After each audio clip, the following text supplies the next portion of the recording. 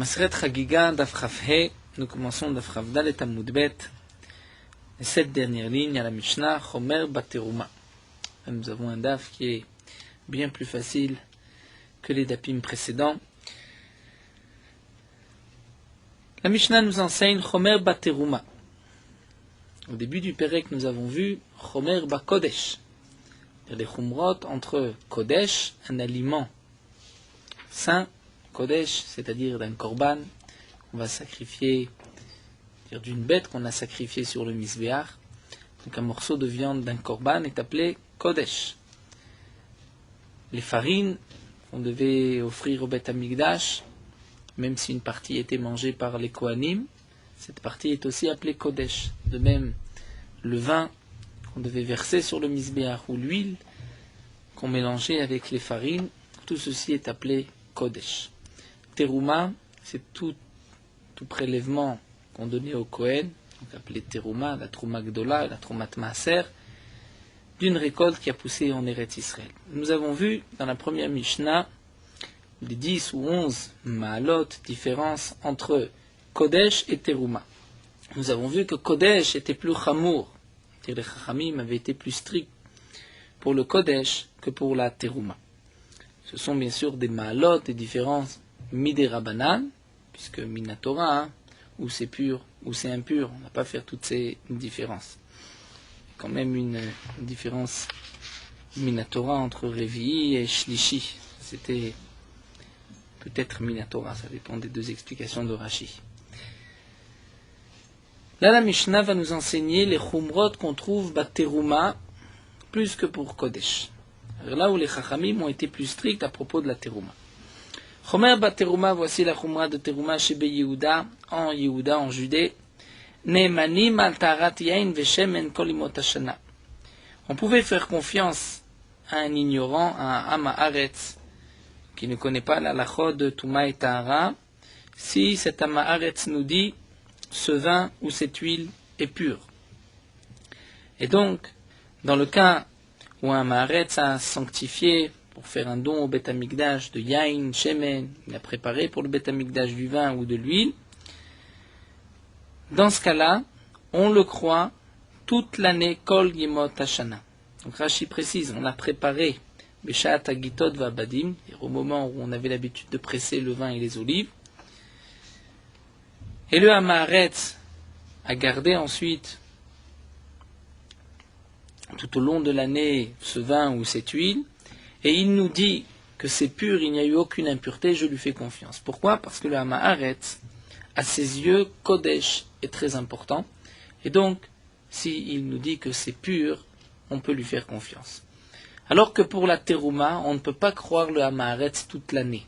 On ne le croit que Besha'at Agitod Vabadim Afalatruma. Au moment où on presse le raisin, au moment où on presse les olives, donc Gat, c'est pour le vin, Bad, Badim, c'est pour les olives. Là, on croit Afalateruma, même pour la Teruma, puisque pendant cette période, le Hamaretz se purifiait pour garder son vin, son huile, Be Tahara, pour pouvoir ensuite même prélever la Teruma.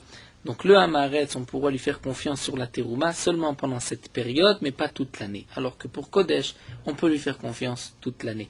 Là, nous avons une chumra Bateruma, puisque Teruma, on ne le croit que pendant une petite période. Avroa Gitod ve'abadim. Si le moment des Gitod ve'abadim, où on presse le raisin, où on presse les olives, est passé, ve'evi ou l'eau, et on a amené, c'est-à-dire un Hamaretz amène un Kohen Chaver, un Kohen Talmid Chacham, il lui amène Chavit Shel Yain, un tonneau de vin, Shel Teruma de Teruma. Donc le Hamaretz vient dire au Chaver, j'ai prélevé de la Teruma, prends cette Teruma, elle est pure, Lo yekablena mimena. On ne peut pas lui faire confiance, on ne peut pas donc l'accepter. Aval me, manicha legata ba'a. Le Hamaretz pourra garder ce vin pour la prochaine gâte, c'est-à-dire pour la prochaine période où on va presser le raisin, et ensuite il pourra le donner en même temps. Ensuite il pourra donner à cette période-là, il pourra donner pendant cette période-là au Chaver, puisque c'est une période où on le croit. Donc c'est vrai que ce sont des Nemanut Midirabanan, puisque le vin n'a pas changé. Il a été pressé tel mois. Un mois après, lorsque il présente cette terouma au Talmid Chacham, Talmid Chacham dit je ne peux pas l'accepter, je ne le prends pas. Le Hamaharetz peut le garder pour l'année suivante, l'année prochaine, et à cette période il lui donnera, et c'est Taor. Bien sûr, ça n'a pas un monde de logique. La seule logique, c'est qu'une Gzera Midirabanan, une Takana de Chachamim, les Chachamim ont donné pendant cette période une Nemanut. On peut faire confiance, on peut croire le Hamaharetz pendant cette période, ce n'est que pendant cette période. Vim Amarlo. Mais si le Hamaharetz dit au Talmid Chacham, au Chaver, donc le terme de Chaver, ce n'est pas exactement Talmid Chacham. Chaver, c'est bien sûr celui qui connaît la halachot de Touma et Tahara, mais qui prend sur lui un engagement formel de faire attention à toutes les takanon, c'est-à-dire toutes les conditions que les Chachamim ont exigées, ont données, pour qu'un homme puisse être appelé Chaver et qu'on lui fasse confiance. Donc, Vim Amarlo, si le Hamaharetz dit au Chaver Ifrashti les Tocharivit Kodesh, c'est-à-dire, Ifrashti, j'ai prélevé, je l'ai préparé, j'ai fait un don pour prélever de ce vin un révi'it, ne serait-ce qu'une petite quantité Kodesh pour le Beth Amikdash, Neeman, on le croit. Étant donné que pour Kodesh il est Neeman, donc on peut lui faire confiance pour tout le tonneau. La Mishnah termine, Kadeyain ve Kadeshemen, c'est-à-dire des jarres, des cruches de vin ou d'huile, Ammedumaot. Medumaot, nous verrons dans la Gemara, que signifie Medumaot. Rashi nous dit, pour l'instant la Gemara comprenait d'un premier abord qu'il s'agissait de Tevel, Teruma et Choulin qui sont mélangés, puisque Meduma, c'est toujours un mélange. Donc un mélange de Choulin, de Teruma, de Tevel, nous verrons dans la Gemara exactement qu'est-ce que la fin de cette Mishnah veut nous dire. Donc les Kadeh Yain, les Kadeh Shemen, les jarres, Amedumaot, il y a à l'intérieur un mélange de Teruma, Tevel et Choulin, et Manim Alehem, les Hamaratzim, on peut les croire Beshat Agitot, pendant la période de Gat où on pressait le vin ou Ve'abadim et l'huile, où on préparait le vin et l'huile, Ve'kodem Legitot Shivim Yom. Et avant la période où on pressait les raisins, Shivim Yom, 70 jours. Donc nous allons voir toute cette Mishnah. La Mishnah nous enseignait qu'il y a une période qui est appelée la période des Shata Gitot Ve'abadim, Gat, pendant qu'on prépare le vin, on prépare l'huile. Pendant cette période-là, le Hamaharetz purifie tous ses kelim, se purifie lui-même, donc on le croit pendant cette période-là. Tout le reste de l'année, on ne peut pas croire le Hamaharetz pour la Teruma, mais on peut le croire pour Kodesh, étant donné qu'un Hamaharetz fait attention toute l'année au Kodesh. Même un tonneau de vin qui n'est pas Kodesh, si le Hamaharetz a dit « j'avais l'intention de prélever », donc j'ai fait le vœu de prélever, de prendre un révi'it de vin pour le Kodesh, on pourra lui faire confiance sur tout le tonneau par le principe de Migo. Puisque tu lui fais confiance pour Kodesh, tu pourras faire confiance pour le reste, même si généralement on ne devrait pas lui faire confiance puisque c'est Terouma. Alors la Gemara reprend, nous avons vu que dans Yehuda, en Judée, Nemanim, on fait confiance au Hamaratzim pour Kodesh toute l'année. La Gemara nous dit Yehuda in Begalilo, c'est seulement Yehuda en Judée et pas en Galil, pas en Galilée. Maïtama, pour quelle raison? Resh Lakish répond, il y avait une petite parcelle de terrain, on traduit Retzwa, une lanière, Shel Koutim, appartenant aux Koutim. Les Koutim, c'était des non-juifs qui s'étaient convertis par la peur des lions. Une marloquette, est-ce qu'ils ont un statut de juif ou pas? Donc cette Retzwa Shel Koutim, dire une parcelle de terrain, un morceau de terrain qui coupait entre Yehuda et Galil, qui séparait la Judée et la Galilée, Mafseket Benehem, et comme nous dit Rashi, les Chachamim ont décrété une Tum'a l'Eretz Ha'amim sur les terres Ha'amim des peuples, en dehors d'Eretz Israël, il y a une impureté sur la terre. La terre est considérée comme impure. Et donc c'est pour cela, nous dit la Gemara, que c'est vrai que ce n'est qu'en Judée, en Yehuda, qu'on pouvait faire confiance au Hamaharetz, puisqu'en Galilée, il ne pouvait pas amener son vin ou son huile jusqu'à Yerushalayim, puisque au passage, le vin ou l'huile allait devenir impur, étant donné qu'il y a au milieu une Retzouin Shel Koutim appartenant aux non-juifs qui est appelée Eretz Ha'amim, une terre étrangère.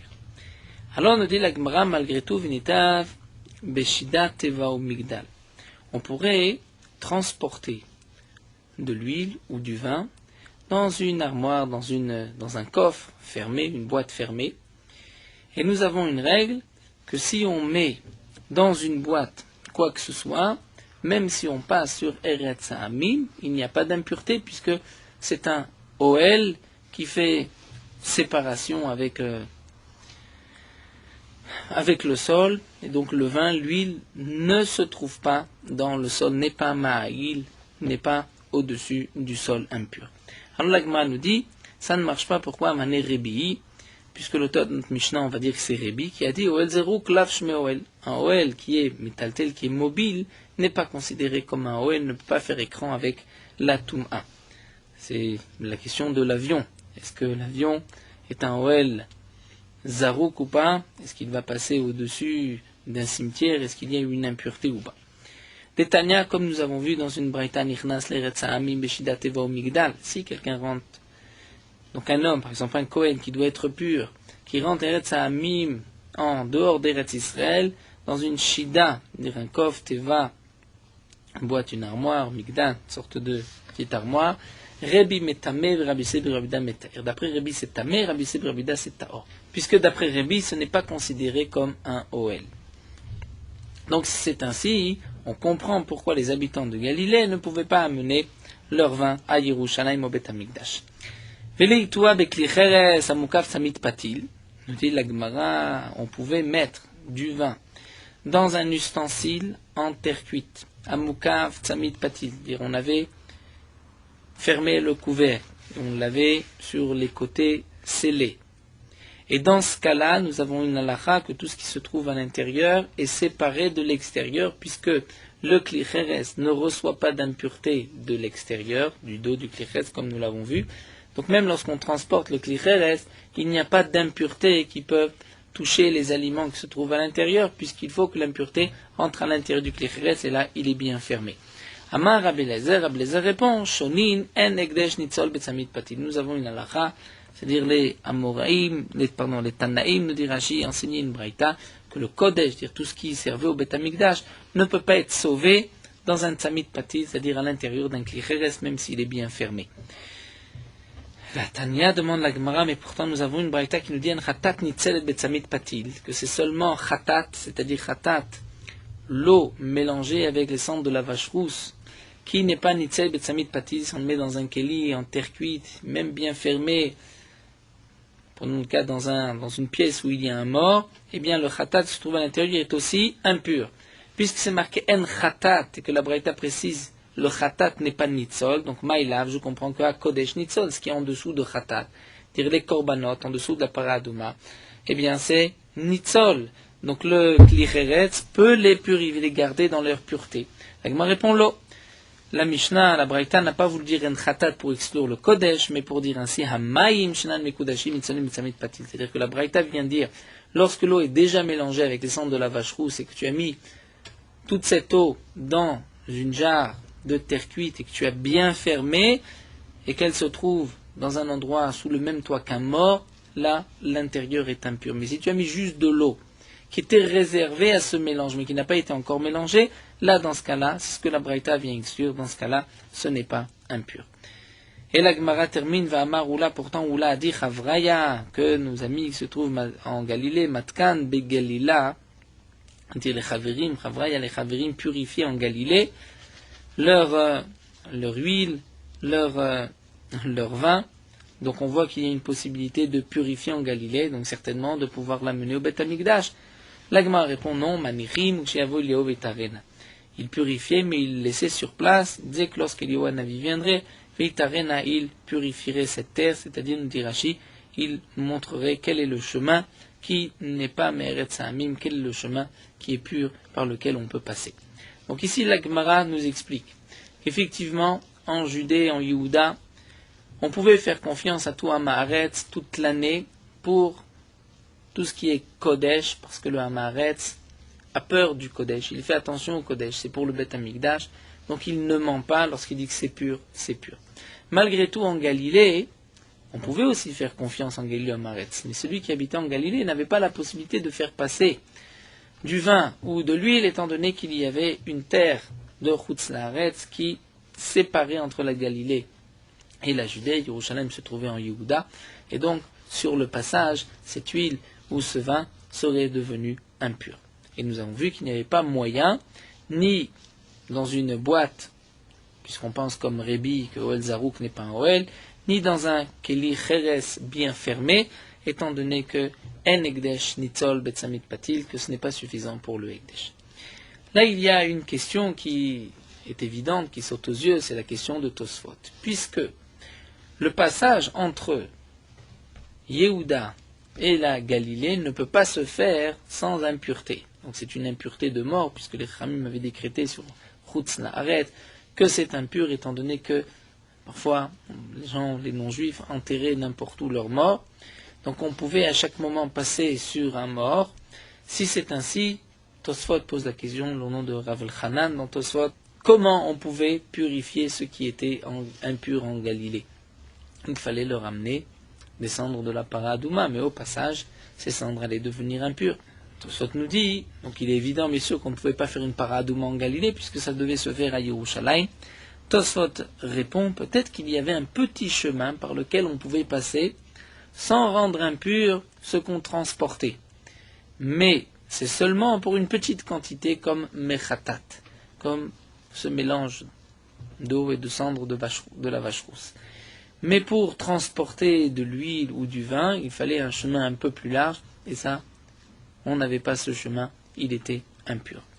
Tosfot termine par une autre question, mais malgré tout, comment on pouvait alors monter Olim la Regal Mina Galil, parce que quelqu'un habitant en Galilée et qui devait pour les 3 fêtes, comme nous l'avons vu monter à Yerushalayim sur le chemin, il devenait impur, ensuite il devait attendre 7 jours de purification. C'est la question de Tosfot. Ici, le Tosfot ne répond pas à cette question, mais Tosfot Yom Tov nous répond qu'étant donné que ce n'est qu'une Gzera Midera Banan, bien Hem Amrou Vehem Amrou, les Khamim ont dit que pour les Olé Regalim, on n'a pas le choix, il fallait bien que les Bnei Israël accomplissent cette mitzvah, donc ils avaient la possibilité de passer par ce chemin, et on ne les considérait pas impurs. Hem Amrou, c'est les Khamim qui ont décrété cette impureté, mais Hem Amrou, et on dit que dans ce cas-là, on ne rendra pas impur celui qui passe pour monter à Yerushalayim. C'est seulement lui, et pas le vin ou l'huile qu'il transporte. La Gemara continue, nous avons vu que la Maharatim, on leur fait confiance, même pendant la période de Gat, sur la Terouma. Pour la Terouma, on ne leur fait pas confiance toute l'année, mais seulement pendant la période où on presse le raisin. Urmino, demande la Gemara, pourtant nous avons une braïta qui nous dit, à Gomer Zetav, dire un Amaharetz, l'ignorant, qui termine, il a fini de ramasser ses olives, et il veut prélever la Terouma, eh bien il ne prélèvera pas la Terouma, Yeshayer Kupa Achat, il laissera une caisse pour ses Teroumot, Vitnena Leani Kohen, il pourra donner à un Ani Kohen, ou d'après certains, les aînés Kohen, aux yeux du Kohen, et le Kohen s'en occupera. Puisque Rashi nous explique, le Kohen fera attention que les étimes n'étaient pas en contact avec de l'eau, et si les étimes, les olives n'étaient pas au contact de l'eau, donc nous avons vu qu'ils ne peuvent pas devenir impurs. Donc le Hamaharetz, nous voyons qu'il n'a pas la possibilité, même pendant cette période, de tout purifier. On ne lui fait pas confiance pour la terouma. Il doit mettre de côté une partie de ses olives et un Talmid Chacham, un Chaver Kohen, va vérifier les olives, voir s'il n'y avait pas eu de liquide, et donc ainsi les olives n'étaient pas impures et il pourra prélever la terouma. Donc on voit qu'on ne lui fait pas confiance, même pour la terouma. Amar Rav Nachman répond au Kasha, Becharpe a Beafele. Tout dépend Becharpe, c'est-à-dire la récolte qui est précoce, à Beafele, et la récolte qui est plus tardive. C'est-à-dire pendant la période habituelle, c'est là que les Chachamim ont dit qu'on fait confiance en Amaretz. Mais Beafele, c'est-à-dire pour les olives qui sont plus tardives, là les Chachamim n'ont pas fait confiance en Amaretz puisqu'on est déjà sorti de cette période. C'était une takana des Chachamim pendant une période particulière. Et donc, puisque Beafele, pour ce qui était plus tardif, là les Chachamim n'avaient pas fait confiance au Amaretz, ne lui avait pas donné cette Neemanout, c'est pour cela qu'il devait mettre de côté une partie de ses olives. Amalé Ravada Barava nous dit Kegon Mai, c'est-à-dire qu'est-ce qui est considéré comme afflé, et l'Agma répond que Otan Shel Bet Avicha dire comme ceux de Shel Bet Avicha, donc c'est Rav Nachman qui répond à Ravada Barava, que Dan Shel Bet Avicha, comme les olives de la maison de ton père, et comme chez toi, de ton champ, où c'est des olives qui viennent après la période habituelle de Gat, où on presse les olives. Rav Yosef Amar, Rav Yosef va donner une autre réponse et va dire Beglila Shanu. Rav Yosef va répondre à la question de la Gemara, Begalila Shanu. C'est-à-dire, notre Mishnah où c'est marqué qu'on fait confiance au Maharatzim pendant cette période, c'est en Yehuda. Comme nous avons vu d'ailleurs le début de la Mishnah, chez Yehuda Neimanim pour Kodesh, et on continue. Et pour la Teruma, on leur fait confiance aussi pendant la période de Gat. Mais c'est vrai qu'en Galilée, on ne leur faisait pas confiance, même pendant la période de Gat. Et là, on comprend la Braïta qui a été rapportée à Gomer Zeta. C'est ce que veut nous répondre ici Rav Yosef, Vegedila Shanu. Cette Braïta où c'est marqué qu'on ne fait pas confiance en Galilée. Et tu vas Abaye, mais pourtant Abaye va objecter, c'est marqué que Ever à Yarden ve Galil, dire de l'autre côté du Yarden, Jourdain ou en Galilée, Ariane qui Yehuda. Ça a le même statut que Yehuda, puisque c'était ces deux parties d'Eretz Israël. Et donc, Neimanim alayayin beshat hayayin, on faisait confiance, ou à Ma'aretz, sur le vin, lorsqu'il nous disait que c'est pur, mais pendant la période du vin, à la shemen beshat hashemen, sur l'huile, pendant la période de l'huile, avalo alayayin beshat hashemen, v'lo hashemen beshat hayayin, mais pas sur le vin pendant la période de l'huile, ni sur l'huile pendant la période du vin. En tout cas, nous voyons dans cette braïta que la Galilée avait le même statut que Yehuda, que la Judée, et donc on faisait confiance à Ma'aretz pendant la période où on pressait le raisin, où on pressait les olives. Et donc, nous dit la Gemara, la Mechaverta, ce qui est juste, c'est que les Shanina Mekara, comme on a répondu au début, la réponse de Rav Nachman, c'est-à-dire que il y a une période où les Chamim ont fait confiance à Ma'aretz, c'est pendant la période où on pressait le raisin, on pressait les olives, et là il n'y a pas de différence entre Yehuda et Galil, et la Mishnah, la Braïta, où c'est marqué à Gomer Zetav, il doit laisser une caisse pour pouvoir prélever sa terouma. Là il s'agit d'une récolte qui est plus tardive et qui ne sera prête qu'après la période du vin ou des olives, et là c'est pour cela qu'on ne leur fait pas confiance. Nous avons vu qu'on fait confiance au Hamaret seulement pendant la période, prenons le cas du vin, pendant la période où on presse le raisin, et ensuite on ne lui fait pas confiance. Et si le Hamaret amène par la suite un chaver de la terouma en lui disant c'est de la terouma, elle est pure, il ne l'acceptera pas. Que fera le Hamaretz, nous dit la Mishnah, il devra attendre jusqu'à la prochaine Gat. La Gemara demande, Rav Sheshat, on a posé la question à Rav Sheshat, Avar avec Kibla Ma'u. Si malgré tout le Talmid Chacham l'a accepté, Ma'u Shianichen Alegataba, est-ce que pour la consommer, il pourra lui attendre jusqu'à la prochaine Gat et ensuite s'en servir? Donc c'est vrai qu'il n'y a toujours pas de logique dans cela. Si maintenant tu ne peux pas, tu considères que c'est impur, pourquoi en attendant quelques mois, on va dire que ça devient impur? C'est seulement que pendant cette période, les Khamim m'ont donné une némanout, on peut faire confiance au Hamaret. Donc aujourd'hui, je ne peux pas lui faire confiance. Mais sur le même produit, sur sa même parole, pendant la période de Gat, les Khamim m'ont dit qu'on fait confiance au Hamaret. Donc la question est, le Kohen l'a accepté, est-ce qu'il peut attendre jusqu'à la prochaine Gat? Amar Léou, et Rav Sheshat a répondu, Tani Toua, nous avons enseigné, c'est marqué Chaver ve Hamaret yershu et aviem Hamaret. Là nous avons un cas d'héritage. Le père était à Ma'aretz et donc n'a pas fait attention que toute sa récolte soit Tehora, soit pure. Et il a deux enfants, un Chaver qui fait attention et l'autre à Ma'aretz qui ne sait pas faire attention. Le Chaver et le Hamaretz ont hérité de leur père. La Mishnah nous dit, il a la possibilité suivante. Au moment du partage, dire s'il y a du blé, il y a deux champs de blé, le Chaver peut dire à son frère, moi je prends un champ, toi tu prends un autre. Même si l'un des deux n'était pas au contact de l'eau, donc c'est sûr qu'il est pur, ça c'est ce que prendra le Chaver, et l'autre était au contact de l'eau, c'est ce que prendra le Hamaharetz. Là le Chaver n'a pas d'interdiction, étant donné qu'il n'a pas fait un obstacle, il n'a pas mis d'obstacle à son frère, puisqu'il y a la possibilité de prendre un morceau et un autre, donc le Hamaharetz a pris le morceau qui restait. Mais lorsque il y a par exemple un champ de blé et un autre champ d'orge, et que le Chaver dit moi je veux prendre le champ de blé et toi d'orge, ou inversement, ça il ne peut pas. Pourquoi? puisque l'héritage se fait sur le blé et sur l'orge. Les deux ont une partie du blé, les deux ont une partie de l'orge.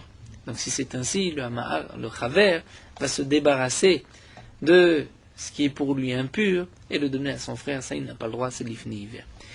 Donc là, la Mishnah dans Dma, il nous dit chaver ve'amaaretz, un chaver mitrara me'amaaretz, cherchou et aviem amaaretz qui ont hérité de leur père amaaretz. Yachol lomarlo, il peut dire le chaver ou amaaretz tola tachitim shemakom pluni, prends-toi le blé de tel endroit, vanichim shemakom pluni, et moi le blé de cet autre endroit. Et Rashi nous dit, dans le cas où il sait que un blé était au contact de l'eau, donc il y avait un problème de touma, l'autre n'était pas au contact, il n'y a pas de problème, c'est ce qu'il veut prendre. Ou bien il peut lui dire, toi prends le vin qui se trouve à cet endroit, et moi je prends le vin qui se trouve à ce même endroit, à cet autre endroit, puisqu'il y a la même quantité. Il ne pourra pas lui dire, faire un échange, c'est-à-dire prends-toi ce qui est humide, mouillé, vanille avesh, et moi ce qui est sec, ou bien toi le blé et moi l'orge, ça il ne peut pas. Mais Tané Alay, nous avons enseigné dessus au chaver soref alach ou maniach et yavesh. Ce chaver pourra brûler le lach. Rashi nous explique s'il est Kohen et qu'il y a de la terouma. On considère que la terouma est impure. Donc puisque l'huile de terouma est impure, il ne peut que l'utiliser comme combustible, comme éclairage. Donc il pourra brûler, il devra brûler le lard puisque c'est impur, manière tayavesh, mais il pourra garder ce qui est sec, qui n'est pas impur. Et là demande la Gemara Amay, pourquoi? Et donc là Rav Sheshet nous dit, si vraiment, comme vous avez posé la question, on peut attendre jusqu'à la prochaine gâte, eh bien pourquoi on dit à ce chaver de brûler, d'utiliser l'huile de terouma comme si elle était déjà impure et donc de la brûler, utiliser comme éclairage? On devrait lui dire, Yanichen alegatabaa. Il n'a qu'à garder les gataba'a. Et pour la prochaine gâte, à ce moment-là, il est ne'eman, c'est-à-dire il n'y a plus de touma pendant cette période-là, les amaratim font attention, et puisque arrive cette période, il pourra l'utiliser pour lui. La Gemara répond, Vedavar shen lo gat. On parle dans le cas où il n'y a pas de gâte, il n'y a pas une période où on pressait. Par exemple, nous dit Rashi, si c'est de l'alcool de date, de terouma, donc là, il ne peut pas attendre puisqu'il n'y a pas une période où on va fabriquer cet alcool pour dire que pendant cette période, tout ce qui appartient à Maaretz est pur. Et donc, c'est pour cela qu'il est obligé donc de soref, et cette fois-ci, ce sera donc, si ce n'est pas de l'huile mais de l'alcool, ce sera vraiment soref de le brûler, de le perdre. Alors demande l'agma vienichen les regel. Il pourrait quand même le garder jusqu'au regel, puisque là nous avons aussi une autre halakha, comme nous verrons que les amaratim se purifiaient pendant le regel pendant les 3 fêtes. Donc pendant les 3 fêtes, tout ce qui appartient à Maaretz c'est pur. L'agma répond, Bedavar shenu mishtamer le regel. On parle de quelque chose qui ne se garde pas pour le regel jusqu'au regel, jusqu'à la fête. Et donc c'est pour cela qu'il est obligé de sorefalar, d'utiliser, c'est-à-dire de perdre ce qui est humide, ce qui est certainement impur. La Gemara continue, Vimamar efrashti le Torah revit kodesh neeman. Nous avons vu dans la Mishnah que même si un Maaretz a un tonneau et qu'on ne peut pas lui faire confiance maintenant pour la terouma, étant donné que nous ne sommes pas pendant la période de Gat où on pressait le raisin, malgré tout, si le Hamaretz nous dit Frashti le Torah, j'ai prélevé un révi'it, c'est-à-dire j'avais fait le vœu, je vais prélever un révi'it de Kodesh pour le Bet Amikdash, là il est Neeman, étant donné qu'il est Neeman pour le Kodesh, il est Neeman aussi pour la terouma et tout le tonneau pourrait être utilisé comme terouma. Nathan la Gemara nous dit, nous avons une Mishnah, Smart qui nous dit Bet Shammai Bet Hillel botkim no sepes, aven botkim lochle terouma. Nous avons enseigné qu'aussi bien Bet Shammai et Bet Hillel sont d'accord qu'on peut vérifier un champ, le Ose Pessah pour celui qui veut faire son Pessah, ou un Botkim l'Ochle Terouma, mais pas pour celui qui va manger la Terouma. De quoi il s'agit? Maï Botkim, Malabuda Marshmuel, Menaper Adam Betapras Voler.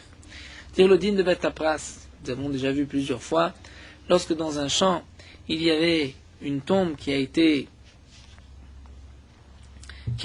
labourée, il y avait dans un champ une tombe, ce champ a été labouré, donc on ne sait pas où se trouve la tombe, il peut y avoir des ossements partout.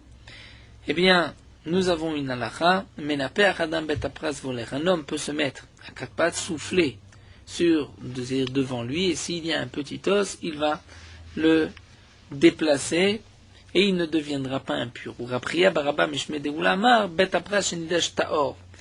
Donc le bet apras, donc il y avait une tombe qui a été labourée, tout le champ a été labouré, tout a été peut-être éparpillé. Si on a déjà piétiné le champ, c'est tahor, parce qu'en marchant, les gens ont déjà fait bouger les eaux. Et donc ils ne risquent pas en passant de devenir impurs. Donc nous revenons. C'est marqué dans cette Mishnah que Bet Shammai et Bet Hillel sont d'accord qu'on peut être bodek, c'est-à-dire un homme qui va pour son korban Pessah, se trouve devant un champ appelé Bet Apras. Il a la possibilité d'être bodek, ou de se mettre à quatre pattes et de souffler et d'ainsi avancer, ou bien de vérifier est-ce que le champ a déjà été piétiné ou pas, et que certainement il n'y a plus de semences sur son chemin. Là, Bet Shammai et Bet Hillel sont d'accord, on peut le faire pour Osé Pessah, mais on ne peut pas le faire pour celui qui veut aller manger de la terouma. Pour quelle raison? Le Osé Pessah, pour celui qui va manger, faire son korban Pessah. Korban Pessah, c'est une halakha minatora, celui qui ne fait pas son korban Pessah est rêve karet. Cette interdiction, ce din-là de Bet Apras, ce n'est que midé rabanan. Donc nous dit la Gemara, par rapport au din minatora Pessah, le Osé Pessah, lo emidou divrem bimkom karet, les chachamim n'ont pas maintenu leur din de Bet Apras, puisqu'il y a un karet, le karet de Pessah. Mais alors, les terouma, pour ceux qui vont manger de la terouma, et midou divrem comme mita, les chachamim ont maintenu leur touma, leur impureté, bimkom mita, même là où il y a une mita, c'est-à-dire pour un homme tamé qui mange de la terouma, les chachamim ont dit, tu ne pourras pas donc, si tu es pur, traverser un Bet Apras et ensuite manger de la terouma, même si on t'a permis généralement de vérifier s'il a été piétiné ou bien de souffler, pour la terouma on ne te permet pas, étant donné qu'il y a mita, s'il est impur, donc les chachamim ont maintenu leur parole pour être sûr que cet homme-là ne soit pas impur. Alors la Gemara pose la question suivante, Iba il est où? Badak l'épiceron moshechal betrumato, et là nous allons voir pourquoi la Gemara nous a rapporté tout ceci, c'est pour poser une question par rapport à notre Mishnah. Le problème suivant, Badak l'épiceron moshechal betrumato. Un homme devait faire son korban Pessah. Donc sur son passage, il avait un Bet Apras. Il s'est mis à quatre pattes, il a soufflé, il a ainsi avancé. Pour pouvoir faire son korban Pessah, il n'y a aucun problème, les Khamim lui ont permis. Est-ce que maintenant, il va pour son Pessah, il peut en passant manger de la terouma, c'était incorrect. Pour la terouma, ce n'est pas bon, mais pour Pessah, c'est bon. Est-ce qu'on va dire, tu es passé, c'est bon pour Pessah, tu peux rentrer au Bet Hamikdash, mais pas pour la terouma? Oula Amar, Oula nous dit, Badak l'épiceron mutar lechol bitrumato. Lorsque tu as vérifié pour ton korban Pessah, tu peux manger de la terouma, mais Rabba Baroula, Badak l'épiceron asur lechol bitrumato. Rabba Baroula nous dit que non, il a l'interdiction lechol bitrumato. Amarle ou Saba. Il y avait un sage qui a dit Lotiflog alea deoula, qui dit Rabba Baroula, ne sois pas en marloquette avec Oula. Pourquoi dit-Nan Kavate? Nous avons une Mishnah qui est comme son avis. Quelle est cette Mishnah? C'est notre Mishnah. Nous avons vu un Marifrashit Trarivit Kodesh Neiman. Si un Maharetz a un tonneau devant lui, il veut nous le donner en tant que terouma, on ne lui fait pas confiance. Mais s'il nous dit j'avais le don de prélever un Révi'id de Kodesh, là on lui fait confiance. Pourquoi? Parce qu'il y a un migo, puisque tu lui fais confiance pour le Kodesh, tu lui fais confiance pour tout le tonneau. Et bien là aussi, on dirait la même chose. Alma, on voit Mide Memana Kodesh Memana Terouma, puisqu'on lui fait confiance pour Kodesh, on lui fait confiance pour Terouma, Haname ici aussi, Mide Memana Pesa Memana Terouma, puisqu'on lui fait confiance pour le Pesa, on lui fait confiance pour la Terouma. Et là nous terminons avec le dernier din de la Mishnah, Kade Yain ve Kade Shemen Amedumaot. La Gemara va nous expliquer de quoi il s'agit. Tana, nous avons une braïta qui nous dit En nemanim, lo ala kankanim, velo ala terouma. On ne fait pas confiance au Hamaretz, ni pour les récipients, ni pour la terouma. Si le Hamaretz nous dit le récipient est pur, on ne lui fait pas confiance. Pour la terouma, on ne lui fait pas confiance non plus. Nous allons voir de quoi il s'agit. Kankanim de Maï demande la Gemara quel kankan, quel récipient? Oui, kankanim de Kodesh, c'est un récipient où il y avait à l'intérieur du vin de Kodesh. Alors on devrait dire Migo de Memana Kodesh, Memana Kankanim, puisque tu lui fais confiance. Tu dis que l'intérieur est pur, donc le Keli en lui-même, c'est sûr qu'il est pur, puisque Kodesh, on lui fait confiance toute l'année. Et là tu vas dire Kankanim de Terouma, c'est des Kankanim de Terouma, qu'on ne lui fait pas confiance pour le récipient. Pshitan, directement, c'est évident, Ashta Terouma lo Meiman, Kankanim Meiman. Si déjà sur la Terouma, où le Hamaretz va avoir peur, si on peut dire, il devrait avoir peur, et pourtant on ne lui fait pas confiance, donc sur les Kankanim et récipients, il est évident que non. Et là, donc comment on va expliquer cette Mishnah où c'est marqué on ne lui fait pas confiance ni pour les kankanim, ni pour la terouma. Et la brekanim de Kodesh ou b'shayimot hashana. C'est-à-dire on parle des récipients vides de Kodesh toute l'année, c'est-à-dire même toute l'année.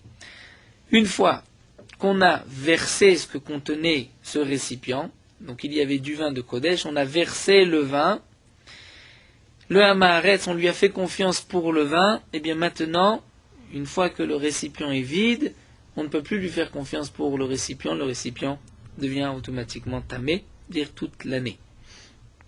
Puisque toute l'année, il n'y a pas de différence entre Kodesh, on le croit toute l'année, mais on ne le croit que pour le contenu, mais pas pour le récipient. Si le récipient est plein, des Trouma ou Beshat Agitot, on ne lui fait pas confiance de la même manière qu'on ne fait pas confiance des Trouma ou Beshat Agitot, et même lorsque le récipient contient de la terouma, pendant la période des Gitot, pendant la période où on presse le raisin, où on presse les olives, pendant cette période, on croit le Hamaharetz pour le vin et l'huile, mais on ne le croit pas pour les Kéli. Ça, c'est ce que la Mishnah vient nous dire. Et Rashi nous dit, ne t'étonne pas, ne pose pas la question, je ne comprends pas.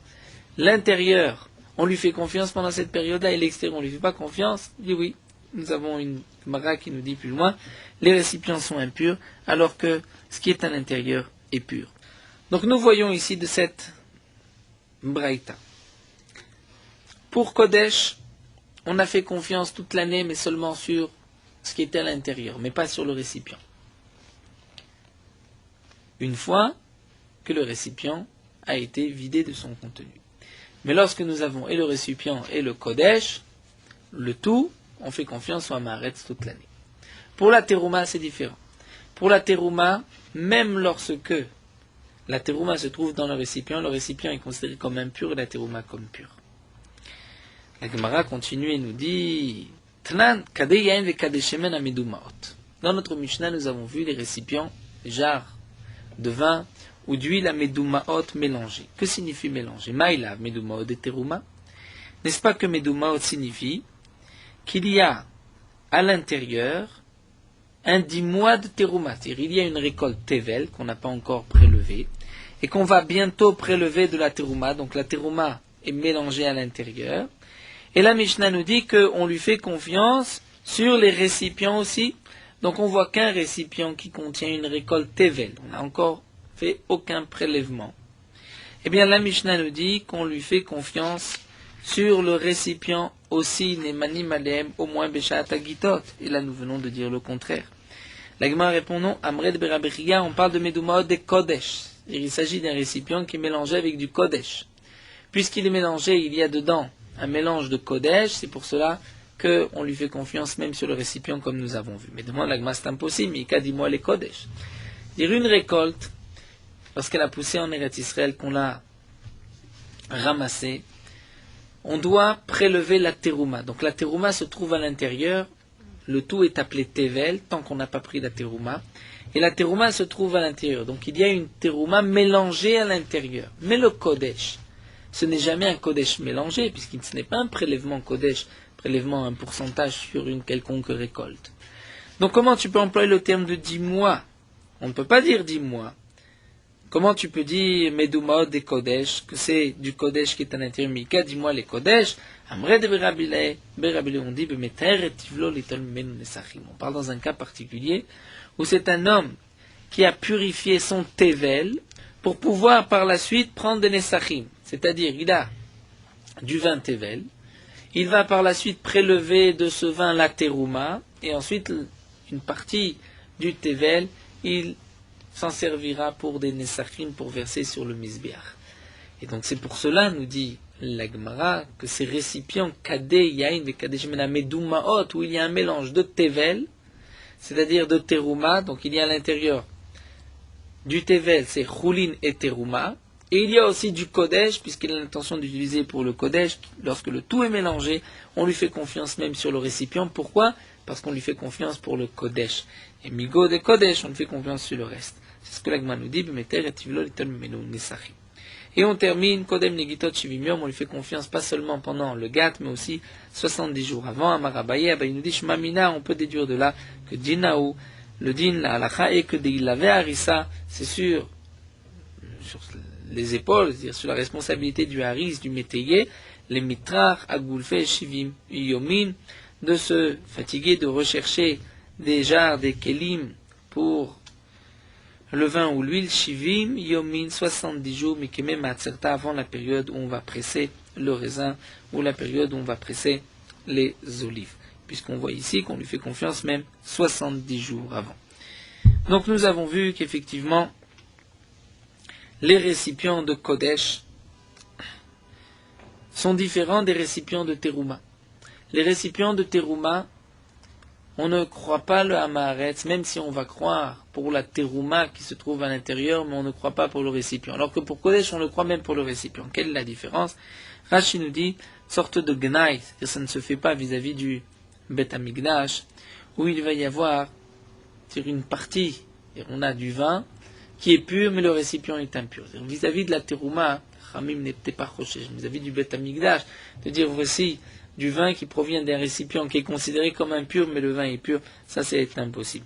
Donc nous voyons que l'intérieur, la Teruma, est pur pendant la période des Gitot, mais les Kelim restent impurs. Toute l'année, le Kodesh, c'est-à-dire tout ce qui est pour le Bet Hamikdash, pour le Mizbeach, on peut croire le Hamaharetz, et les Kelim aussi, tant que le Kodesh se trouve dans le Keli. Une fois le Keli vidé, on ne fera plus confiance au Hamaharetz. La différence, c'est parce que les Khamim n'ont pas voulu séparer le Kodesh du Keli lui-même. Alors que pour la Teruma, le Hamaharetz vient avec sa Teruma dans un Keli, il faudra renverser le Keli, il faudra renverser le contenu, donc la Teruma, dans un Keli d'un Chaver. Le Chaver pourra prendre la Teruma, mais le Keli sera impur. Dans le cas où il y a un mélange, c'est-à-dire un Hamaharetz a préparé son Tevel, dans l'intention de prélever pour le Bet Hamikdash du Kodesh. Donc là, il y a Tevel, c'est un mélange de Teruma, de Choulin et de Kodesh. Là, effectivement, même le Keli reste pur, étant donné qu'il est pur pour le Kodesh, il sera pur aussi pour le reste. Alors, nous allons nous arrêter ici à la Mishnah Namodi. Meorot halacha daf chafhe. Le commerce. A-t-on le droit de faire du commerce pendant Chol HaMoed?